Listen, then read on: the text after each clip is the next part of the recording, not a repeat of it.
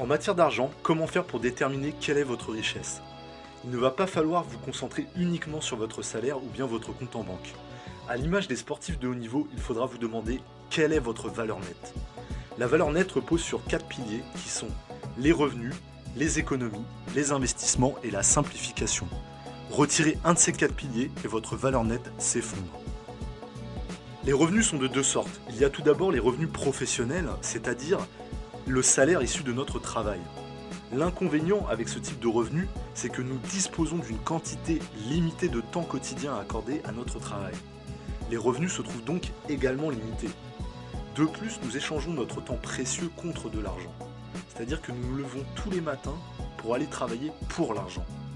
Or, le salaire est nécessaire pour pouvoir accéder à l'autre catégorie de revenus, surtout si vous partez de zéro. Les revenus passifs sont des revenus issus de nos différents investissements, que ce soit par exemple dans l'immobilier, dans les actions en bourse, les métaux précieux, bref, la liste est longue. Ces revenus sont beaucoup plus intéressants que les premiers, et ce pour deux raisons. En effet, ils sont passifs dans le sens où ils travaillent de façon autonome et vous génèrent de l'argent en contrepartie. Dans ce cas, l'argent travaille pour vous. De plus, il travaille jour et nuit, sans contraintes liées au temps. Flamber tout notre argent dans des gadgets comme des grosses voitures ou encore des beaux bijoux dans le seul but de répondre à la satisfaction de notre gratification immédiate est un processus qui fonctionne mais seulement à court terme. Or, voir les choses à court terme va à l'encontre de la façon dont les riches pensent. Pour grandir financièrement, il faut chercher l'équilibre à long terme.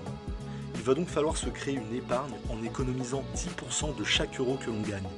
Cette épargne sera une véritable poule aux œufs d'or. En aucun cas il ne faudra y toucher, sauf pour investir. Plus on excelle dans l'investissement et plus on augmente notre valeur nette. Le problème, c'est que lorsque nous étions petits, à l'école, nous n'avons reçu aucune instruction au sujet de l'argent et de l'investissement. La question qui se pose alors est, comment devient-on un excellent investisseur? Vous devez vous entourer d'experts dans les domaines qui vous intéressent. Mais où trouver ces experts? La réponse est dans les livres. Prenons l'exemple d'une personne qui souhaite investir dans la pierre.